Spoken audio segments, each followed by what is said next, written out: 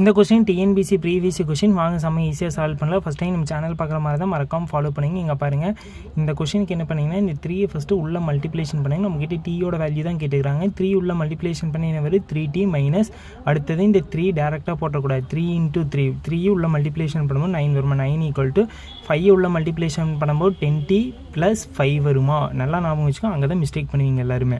அடுத்தது டி எல்லாம் one side கொண்டு வந்தீங்க, நம்பர்ஸ் எல்லாம் ஒன் சைடு கொண்டு வந்தீங்க.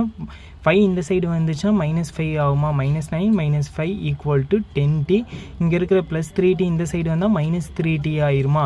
இப்போ பாருங்கள், இதுலேருந்து டீலேருந்து 10tலேருந்து 3t மைனஸ் பண்ணால் 7t 7t = இங்கே ஒரே சிம்பிளாக இருக்கிறதோடனே அதே சிம்பிள் போட்டு ஆட் பண்ணால் 14 வருதா. இப்போ t தான் வேணும். 14 / 7 கேன்சல் பண்ணுங்கள்.